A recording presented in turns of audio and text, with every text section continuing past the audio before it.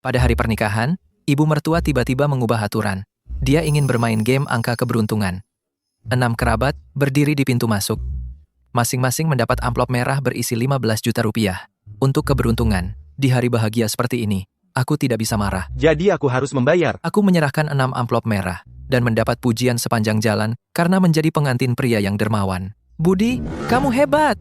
Tapi begitu aku sampai di ruang tamu keluarga Budi, ibu mertua tiba-tiba menghalangi jalanku.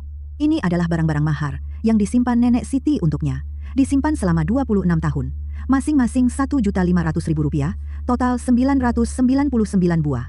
Budi, aku ingin kamu membeli mahar ini. Anggap saja uang jaminan untuk Siti. Aku menahan amarah dan mencoba bernegosiasi dengan baik. Aku menawar dari Rp1.500.000 menjadi Rp900.000 per buah. Tunanganku, Siti, hanya bermain ponsel. Dia tidak mengucapkan sepatah kata pun untukku. Saat tiba waktunya mentransfer uang, jariku berhenti di atas kata sandi selama 2 detik. Akhirnya, aku membayar Rp750 juta untuk membeli ketenangan pikiran itu. Kupikir Rp750 juta adalah akhir. Aku salah. Transfer rumah pernikahan ke saudara laki-lakiku. Ibuku akan membayar sewa tempat lain untuk kita. Orang tuaku menghabiskan tabungan mereka untuk membeli rumah itu untukku. Kenapa harus kuberikan ke saudara laki-lakimu? Itu namanya cintai aku, cintai juga anjingku.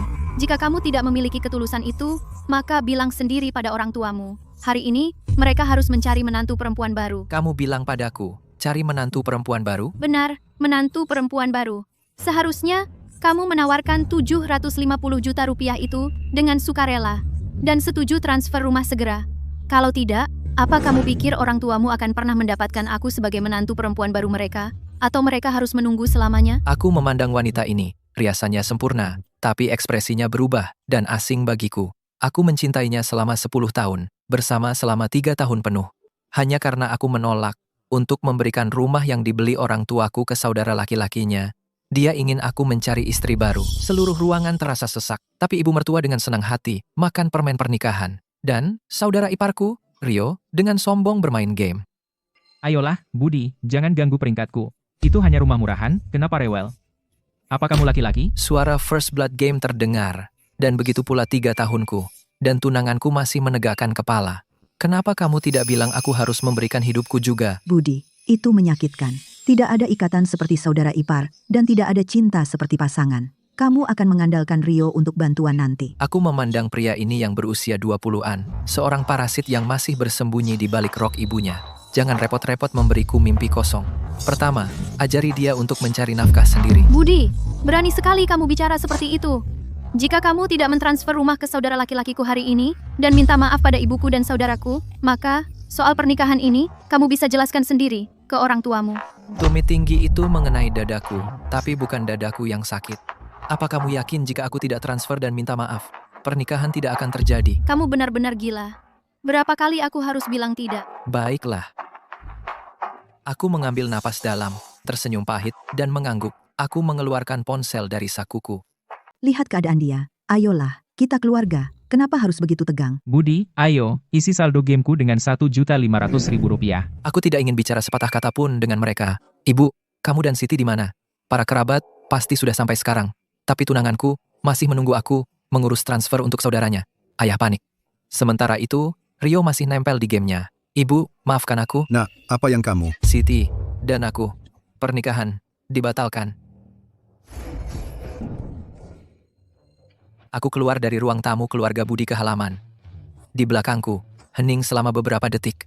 Lalu aku mendengar teriakan Siti. Budi, kamu balik sini. Kalau kamu berani melangkah keluar lagi, aku akan membuatmu menyesal seumur hidup. Bahkan jika kamu merangkak kembali dan memohon padaku dengan berlutut, aku tidak akan pernah memaafkanmu. Budi, berhenti di situ. Aku memandang wanita histeris ini dan merasakan gelombang kelelahan. Dia benar-benar saudara perempuan dan anak yang baik.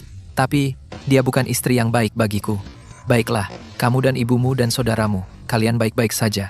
Aku doakan yang terbaik. Semoga kamu menemukan seseorang yang bisa menafkahi seluruh keluargamu. Setelah aku mengatakan itu, aku bilang ke pengiring pengantin dan sopir, dan kami berjalan keluar bersama. Di belakangku, ibu mertua dan Rio mulai berteriak, bersamaan dengan barang-barang jatuh ke lantai. Jangan lupa bayar utangmu Rp750 juta. Budi, kamu tidak lebih baik dari bajingan. Minta maaf pada ibuku dan Rio sekarang. Balik sini dan minta maaf. kamu ingin aku mengabaikanmu selamanya.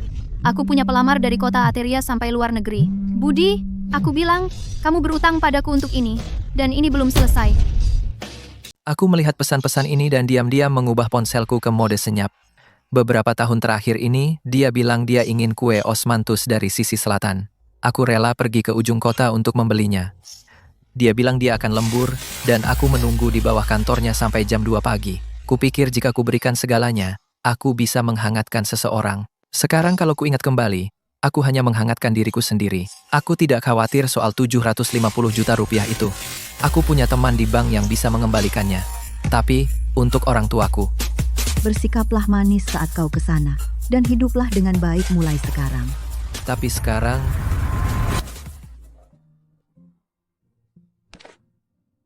Ibu, Ayah, maafkan aku. Aku telah menjadi putra yang durhaka. Ku dengar keluarga Budi mengejar rumah kalian. Mertua yang hebat. Sungguh luar biasa.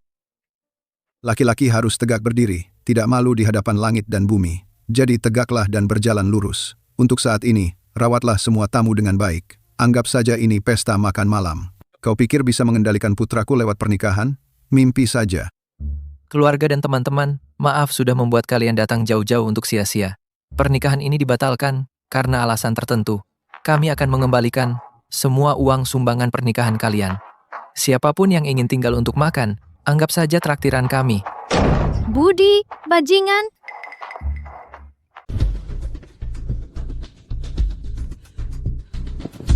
Semuanya, dengarkan. Budi, pembohong ini, menganggap penjemputan pernikahan sebagai lelucon. Dia mempermalukan seluruh keluarga kita. Dia bahkan belum melangkah keluar pintu. Dia baru saja membelakangi kita. Bagaimana mungkin di dunia ini, ada orang yang begitu berhati dingin? Budi, jika kamu tidak memberi kami penjelasan hari ini, aku tidak akan melepaskan keluargamu begitu saja. Aku menyaksikan sandiwara ini dan yang kurasakan hanyalah keputusasaan. Betapa butanya aku, mengira mereka hanya bersikap terus terang. Ketiganya adalah sampah masyarakat. Karena kita akan menyelesaikan ini, lakukan saja di sini, di depan semua keluarga dan teman-teman kita. Mari kita bahas satu persatu. Angka keberuntungan, 6.000 ditambah transfer 50.000 dolar. Kapan kamu berencana mengembalikannya? Dan tentang memaksaku untuk mentransfer rumah pernikahan kepada Rio. Bukankah kita juga harus membahas itu? Baru 2 jam sejak kejadian itu, aku sudah menyuruh wali pengantin menyiapkan semua bukti, log chat, dan video penjemputan pengantin. Siapa sangka, videografer yang disewa untuk mengabadikan kebahagiaan akan menjadi bukti di pengadilan. $100 per buah, total 999 buah. Budi, beli saja mahar ini. Anggap saja uang jaminan untuk Siti. Ayo, Budi, cepat. Jangan sampai aku ketinggalan naik pangkat. Rumah jelek dan kamu masih ragu-ragu. Apa kamu laki-laki? jika kamu tidak mentransfer rumah ke Rio hari ini, minta maaf pada ibu dan Rio, maka kamu harus menjelaskan pernikahan ini pada orang tuamu sendiri. Ya Tuhan, ini bukan menikahkan putri, tapi menjualnya. Dan mereka ingin mentransfernya ke saudara laki-laki. Bicara soal kelicikan, keserakahan itu benar-benar menampar wajahku. Tadi kamu bilang aku yang membatalkan pernikahan. Siapa sebenarnya yang membatalkannya? Di tengah semua gosip ini, keluarga Budi menjadi bahan tertawaan total. Marah dan frustrasi. Kamu sudah keterlaluan, Budi. Sekarang kamu bilang aku keterlaluan? Di mana semua kesombongan dan keangkuhanmu sebelumnya? Kamu mau balik meja? Menyalahkanku karena menyakitimu? Siti, letakkan tangan di hati dan tanya dirimu. Dibandingkan kalian semua, siapa yang lebih buruk? Siapa bajingan yang lebih besar? Kau tidak tahu malu. Aku susah payah membesarkan putriku. Apa aku tidak boleh minta sedikit mahar? Kamu cuma mau numpang hidup, mau dapat untung tanpa usaha. Kamu tadi bilang itu uang jaminan. Aku yang beli HP ini. Jaket yang dia pakai, dan sepatu yang dia pakai, semua aku yang beli. Sudah berapa banyak aku keluarkan untuk keluargamu demi Siti? Apa kamu tidak sadar? Dulu aku pikir bahwa mencintai seseorang berarti mencintai segalanya tentang dirinya. Tapi kamu memperlakukan semua yang aku punya seperti ATM, sebagai batu loncatan. Serakah dan tidak pernah puas. Kamu ambil kesempatan. Dan kamu bahkan ingin aku transfer rumah pernikahan kepada anak laki-laki kesayanganmu, saudara laki-lakimu yang baik. Aku hanya orang biasa. Untuk membeli rumah pernikahan ini untukku, orang tuaku menghabiskan seluruh tabungan hidup mereka. Di depan semua keluarga dan teman-teman, aku, Budi, tidak ada hubungan lagi dengan keluarga Siti. Akan ku kembalikan 750 juta rupiah itu. Sekarang pergi dari sini. Keluarga, teman-teman, dan aku tidak mau menerima sampah. Aku akan lawan kamu sampai mati. Dia memukulku. Dia membunuhku. Budi, tunggu saja. Aku telepon polisi. Kau akan masuk penjara. Dan membusuk di sana selamanya. Bahkan sekarang, dia masih mengancam akan memanggil polisi padaku. Keluarga ini tidak pernah mengakui kesalahannya sendiri. Kalau begitu silakan lapor polisi. Tentang uang yang kau hilangkan berjudi online, 2.250.000.000 rupiah itu. Bagaimana kau akan membayarnya? Kau, bagaimana? Aku sudah bilang kau keluar. Kau tidak memanfaatkan kesempatan itu. Budi, apa katamu tadi? 2.250.000.000 rupiah apa? Maksudku, kau menganggapnya sudah seharusnya bahwa kau harus memberi uang kepada saudara laki-lakimu dan mendengarkan ibumu.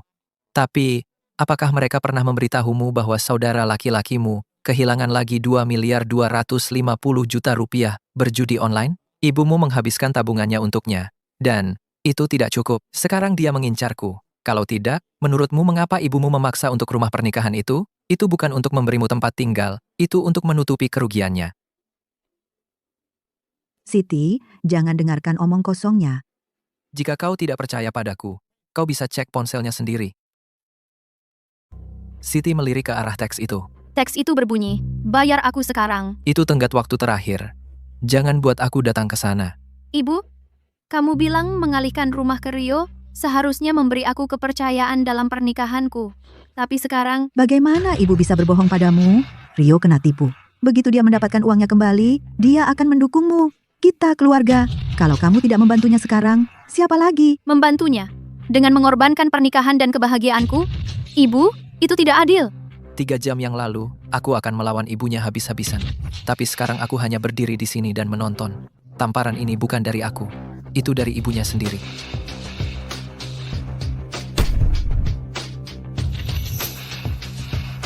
Nikahi aku, Budi. Aku tidak ingin mutasi lagi. Aku ingin kamu. Maukah kau menikah denganku? Aku juga tidak ingin 750 juta rupiah itu. Aku akan suruh mereka mengembalikannya padamu. Budi, kaulah yang benar-benar memperlakukanku dengan baik. Aku menyesal. Aku tidak ingin kehilanganmu. Memperlakukanmu dengan baik, kata, menyesal, dan tidak ingin kehilanganmu. Terdengar sangat konyol. Siti, kau dan ibumu benar-benar mirip. Bahkan sekarang, kau masih hanya menginginkan cinta, rumah pernikahan, dan maafku. Kau tidak pernah sekalipun berpikir untuk memberi. Aku juga baru saja bangun. Tapi saat aku bangun, aku melangkah maju. Tapi saat kau bangun, kau menarikku kembali. Aku berbalik dengan orang tuaku dan berjalan turun dari panggung. Budi bajingan, jika kamu berani pergi hari ini, aku akan gantung diri di depan pintumu. Kamu menghamili putriku, dan sekarang mau mundur? Jangan bilang kamu mau kembali 750 juta rupiah itu. Bahkan, jika kamu tambah 750 juta lagi, itu tidak cukup. Ibu, apa yang ibu bicarakan? Kapan aku? Diam. Benar, sudah 2 bulan sekarang. Budi, jika kamu masih laki-laki, nikahi saja dia. Taruh rumah, atas nama Rio, atau setidaknya tambahkan namanya di sertifikat. Kalau tidak, aku akan menghancurkan reputasimu. Trik ini benar-benar cerita lama yang sama. Berani mengatakan ini padaku, kamu benar-benar tidak tahu malu. Mungkin kamu tidak sadar berapa banyak kompromi yang sudah aku lakukan untukmu. Aku mengeluarkan laporan dari sakuku. Saat aku menyebutkan pemeriksaan kesehatan tadi, dokter bilang padaku, Siti memiliki sumbatan tuba bilateral. Peluang hamil alami sangat rendah. Kamu bilang perlu mengumpulkan uang untuk angka keberuntungan itu. Dan aku memberikannya. Kamu bilang perlu mengumpulkan uang untuk uang jaminan. Aku sangat tidak senang, tapi aku tetap mengumpulkannya untukmu. Tapi sekarang, lihat baik-baik. Kalian yang memberi harga pada segalanya, jadi jangan salahkan aku jika aku menawar. Aku memainkan kartu ini. Apakah kamu masih berani bilang padaku bahwa putrimu hamil anakku? Apakah kamu masih berpikir bahwa kamu bisa menjebakku dengan kebohongan demi kebohongan seumur hidup ini? Ini tidak mungkin. Jangan berpikir hanya karena kami tidak berpendidikan, kamu bisa membodohi kami dengan beberapa kertas murah. Sumbatan tuba atau apalah, siapa tahu apa itu. Kamu hanya mau numpang hidup, kamu hanya mau mengelak. Aku benar-benar tidak bisa membuat mereka mengerti. Kalau begitu, pergi ke rumah sakit sekarang, lakukan USG di kebidanan dan kandungan, dan semuanya akan jelas. Dan yang terpenting, Aku sangat sibuk dengan persiapan pernikahan beberapa bulan terakhir ini. Aku bahkan tidak punya waktu untuk tidur. Kamu bilang dia hamil 2 bulan? Kapan dia hamil? Budi, kamu mempermalukanku. Jangan terlalu dramatis. Kamu tidak berguna. Kalau kamu bisa cari yang lebih kaya, apa aku akan bertingkah seperti perempuan galak, mengejar Budi? Pria biasa ini demi uang? Sepertinya kakakmu dan aku salah mengandalkanmu. Uang, uang, uang, uang. Ibu, yang ibu pikirkan hanya uang. Kalau ayahmu dan aku tidak mencari uang, bagaimana kami bisa membesarkanmu dan kakakmu? Aku menatap Siti dan merasakan hawa dingin di hatiku. Aku bahkan berharap bahwa dia benar-benar bisa melepaskan diri dari keluarga ini. Tapi, aku tahu dia tidak bisa. Apa yang baru saja dikatakan ibunya adalah suara yang telah tertanam di pikirannya selama lebih dari 20 tahun. Tidak bisa dihapus. Tapi tepat pada saat itu, Siti meraih tas tangannya dan mengeluarkan sepasang gunting kecil. Siti. Kalau begitu, Rio dan aku akan pergi ke... Siti, tenanglah.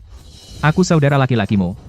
Rio, hanya karena kau saudara laki-lakiku, seharusnya akulah yang membawamu pergi. Siti, letakkan guntingnya. Itu saudara laki-lakimu sendiri. Diam. Kau menyuruhku merayu Budi. Aku merayunya. Lalu kau menyuruhku meminta rumah. Aku membuat keributan. Lalu kau menyuruhku berpura-pura hamil. Aku tidak mengatakan sepatah kata pun. Tapi kau tidak bilang padaku dia berutang 2.250.000.000 rupiah. Aku hanya... Kau menggunakan aku untuk menutupi utangnya. Rio kan? Tersangka judi online dan penipuan. Kau harus ikut dengan kami. Aku tidak akan pergi. Aku tidak melakukan kesalahan apapun. Ibu, selamatkan aku. Kau tidak bisa mengambil putraku. Tangkap Budi, ini semua salahnya. Aku tidak bergerak atau mengatakan sepatah kata pun. Budi yang melaporkannya. Kami punya bukti kuat terhadap putra Anda. Dia mungkin mengira menelepon polisi adalah ancaman terakhirnya. Dia tidak pernah mengira aku akan menggunakannya lebih dulu. Polisi menggiring Rio dan Ibu Dewi, yang hampir menjadi ibu mertuaku. Siti juga dikawal keluar oleh 2 polisi wanita. Saat dia melewatiku, dia berhenti sejenak, tapi tidak menengadah. Aku tidak berkata apa-apa, dia juga tidak. Aku berdiri bersama orang tuaku, menyaksikan sandiwara ini berakhir. Malam itu, karena aku terlibat, aku juga pergi ke kantor polisi. Kami tidak keluar sampai pukul 11. Ayahku bersamaku. Ayo, kita minum bir? Berdua saja. Ayah, aku nggak terlalu ingin minum. Nggak ada yang nanya. Ini. Itu ayahku. Dia nggak nanyain apa yang salah. Dia cuma duduk dan menunggu kamu bicara. Apa ini? Siapa yang melakukan ini? Aku nggak tahu siapa yang mengunggah video yang diedit itu. Tapi, dibanding yang terjadi hari ini nggak ada apa-apanya. Ayah, aku bisa handle. Malam itu, kami nggak pernah bahas keluarga Budi lagi. Kami cuma minum. Ayahku minum 3 gelas. Aku minum 1 gelas. Keesokan harinya, aku dan teman-temanku mendapatkan video pernikahan lengkap dan bukti dan mengunggahnya. Judulnya cuma 1 kalimat. Inilah kebenaran yang ingin kamu lihat. Dulu, seluruh internet menghina aku. Pengantin pria tidak berperasaan meninggalkan pernikahan di altar. Sengaja mendorong pengantin wanita dan kakak ipar untuk bunuh diri. Ingin mengambil alih semua aset keluarga Budi. Video editan yang dipasangkan dengan fakta palsu. Bagaimana bisa itu bertahan? Tapi saat itu, seluruh kolom komentar penuh dengan orang-orang yang mendukung keluarga Siti. Setelah video pernikahan lengkap dan bukti diposting, segera kolom komentar berbalik sepenuhnya. Opini publik berbalik. Akun-akun yang telah mengutuk saya beberapa menghapus postingan mereka, beberapa diam, beberapa berbalik, dan mengutuk keluarga Budi. Jadi, saya hanya menutup kolom komentar. Sore itu, ayah Siti itu yang selama ini berada di latar belakang, datang menemui saya. Budi, tidak, Budi. Bisakah saya minta tolong? Bisakah kamu mencabut tuntutan? Jika kamu mencabut tuntutan, kami akan mengembalikan 750 juta rupiah segera. Dan kami juga tidak akan mengambil rumah itu. Siti, dia tidak boleh masuk penjara. Dia juga korban. Dia terus didorong-dorong istrinya sepanjang hidup, dihisap habis oleh putranya, penakut dan lemah. Dia tidak pernah sekalipun menegakkan kepala. Hari ini pertama kalinya dia datang memohon kepada saya. Bapak Budi, bukan saya tidak mau mencabut tuntutan. Ini adalah kasus penuntutan umum, jadi saya tidak bisa mencabutnya. Tentang Rio, ini bukan soal apakah saya mengajukan tuntutan atau tidak. Untuk Siti, jika dia butuh bantuan, dia bisa datang sendiri kepada saya. Berantakan sekali. Sudah saya bilang dari dulu, jangan memanjakan Rio, jangan memanjakannya. Sekarang lihat ini, keluarga hancur, semua di penjara. Saya tidak mengucapkan sepatah kata pun. Saya hanya berdiri di pintu dan melihatnya menangis. Setiap orang yang menyedihkan memiliki sisi yang dibenci. Jika saja dia pernah berdiri sekali, tegas pada istri dan anak-anaknya, mungkin tidak akan berakhir seperti ini. Tapi saya tidak bisa mengatakan itu. Mengatakan kepada seorang pria tua yang berjongkok di tanah menangis, "Kamu pantas mendapatkannya." Saya tidak tega melakukannya. Ini yang bisa saya lakukan. Jauh kemudian, aku bertemu Siti lagi. Dia ada di pusat penahanan, didakwa dengan pemerasan, dan menunggu vonisnya. Melihat Siti sekarang, aku bahkan tidak tahu harus merasa bagaimana. Cara dia menatapku sekarang dibandingkan dengan hari pernikahan, jauh lebih tenang. Maafkan aku, Budi. Kali ini, kupikir aku mendengar ketulusan. Rio mendapat 12 tahun. Ibuku mendapat 1 tahun. Aku mungkin juga mendapat 3 tahun. Ayahku menjual rumah di kampung. Dia berusaha mengumpulkan 750 juta rupiah. Setelah terkumpul, dia akan membayarmu kembali. Budi, aku benar-benar mencintaimu. Aku harus membantunya. Kupikir itulah arti keluarga. Sampai hari itu ibu berkata padaku, "Apa yang ribut-ribut? Kakakmu dan aku benar-benar sia-siakan harapan kami padamu."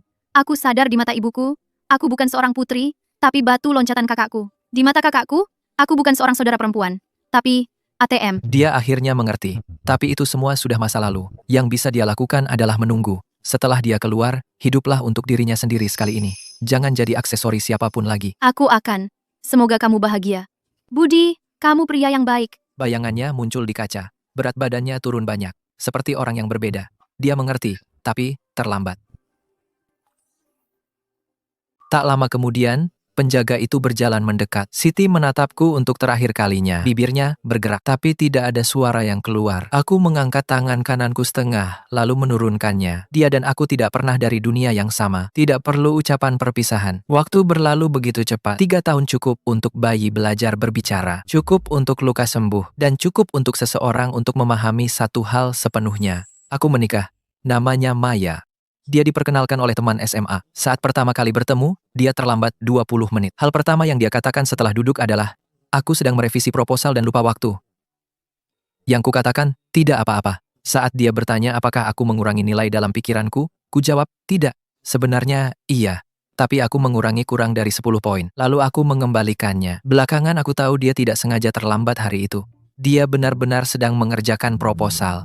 Dia adalah mitra di sebuah perusahaan konsultan kecil. Setiap hari dibanjiri pekerjaan. Dia bahkan tidak mengganti casing ponselnya saat catnya mengelupas. Saat pertama kali ayahku bertemu dengannya, dia mengatakan satu hal kepadaku. Gadis itu memiliki mata yang jujur. Ayahku menilai orang, tidak pernah dari penampilan, pendidikan, atau latar belakang. Dia hanya bicara tentang mata mereka. Di hari pernikahan kami, hanya kerabat yang datang. Aku bahkan tidak mengundang rekan kerjaku. Maya berdiri di panggung dan tersenyum padaku. Dia bilang ke pembawa acara untuk tidak memutar musik. Hanya agar acaranya tenang dan sederhana. Setelah kami turun panggung, dia bersandar di pundakku dan bilang dia sudah kelelahan selama seminggu. Akhirnya menikah. Malam itu, dia tertidur bahkan sebelum aku. Setahun setelah pernikahan, kami punya seorang putri. Kami menamainya Lia. Maya yang memberi nama itu. Dia bilang, tidak perlu rumit. Dia hanya ingin dia menjadi orang yang hangat. Hari Lia lahir, seorang perawat menaruhnya di pelukanku. Dia punya satu mata terbuka, yang lainnya tertutup rapat. Aku terdiam sejenak lalu tertawa. Di dunia ini, ada satu wanita lagi yang mengabaikanku. Ibuku membuat pangsit dan membawanya ke rumah sakit. Dia duduk di bangsal sebentar, lalu mulai menangis. "Ada," dia bilang, "tidak apa-apa, tidak apa-apa. Aku hanya bahagia." Ayahku berdiri di pintu dan tidak masuk. Dia punya rokok di mulutnya. Aku keluar dan memanggilnya. Dia menyelipkan rokok di belakang telinganya. Dia mengetuk kaca ruang bayi. Dia mirip sekali dengan ibumu. Aku mengikuti tatapannya dan melihat ke dalam. Lia terbaring di pelukan ibuku, cemberut, benar-benar enggan. Aku bilang, "Ayah, dia baru 3 hari. Ayah, ayah, ayah, ayah, ayah, ayah, ayah, ayah, ayah, ayah." Tetap mirip dengannya. Hari ketika Lia berusia 1 bulan, Maya sedang bekerja larut malam di ruang belajar. Setelah saya menidurkan Lia dan membawakannya secangkir teh, saya berdiri di pintu, mengamatinya dari belakang. Dan bayangan itu begitu akrab bagi saya, karena dia sering bekerja seperti ini. Duduk selama beberapa jam, setiap kali, dan sesekali berdiri untuk meregangkan leher, saya memperhatikannya lama. Dan tiba-tiba teringat ayah saya dulu, berdiri di luar ruang bayi, karena dia pasti merasakan hal yang sama, bahwa kepercayaan diri terbesar seorang pria dalam hidup bukanlah seberapa banyak uang yang dia hasilkan, melainkan keluarga di belakangnya yang memberinya ketenangan pikiran. Karena sepanjang hidup ayah saya, ibu saya adalah ketenangan pikirannya, dan bagi saya, Maya adalah ketenangan pikiran saya. Sudah berapa lama kamu berdiri di sana? Tidak lama, Lia sudah tidur. Budi, kita baik-baik saja, kan? saya tidak menjawab, hanya menggeser cangkir tehnya lebih dekat ke tangannya karena tehnya masih hangat. Dan mengenai Siti, itu kemudian, saat makan malam dengan teman-teman saya, mendengar tentangnya secara tidak langsung. Siti berperilaku baik di penjara. Dia dibebaskan lebih awal 3 bulan lalu. Tapi dia tidak pulang. Seorang teman bilang, dia ada di kota tetangga, bekerja sebagai akuntan di perusahaan kecil. Dia menyewa apartemen sendirian. Dia pergi kerja sendirian. Akhir pekan, sesekali dia mengunjungi ayahnya. Ayahnya juga tinggal sendiri sekarang. Dia membantu angkut barang di pasar tradisional. Punggungnya lebih bungkuk dari 3 tahun lalu. Rio masih di dalam. Ibunya mengunjunginya beberapa kali. Setiap kali, dia menangis di balik kaca. Setelah kunjungan, dia menyeka air matanya. Dia kembali ke apartemennya dan menelepon Siti. Dia bertanya kapan Siti akan mengirim uang. Siti mengirim Rp2.250.000 setiap bulan. Tidak terlalu banyak, tidak terlalu sedikit. Teman saya bertanya apakah saya ingin kontak Siti saat ini. Saya bilang tidak. Dia mengirim Rp2.250.000 setiap bulan. Tidak terlalu banyak, tidak terlalu sedikit. Ini bukan membayar utang. Ini menarik garis untuk dirinya sendiri. Beberapa jalan, setelah kau lalui, kau sadar, itu bukan milikmu. Begitulah keadaannya bagi Siti dan aku.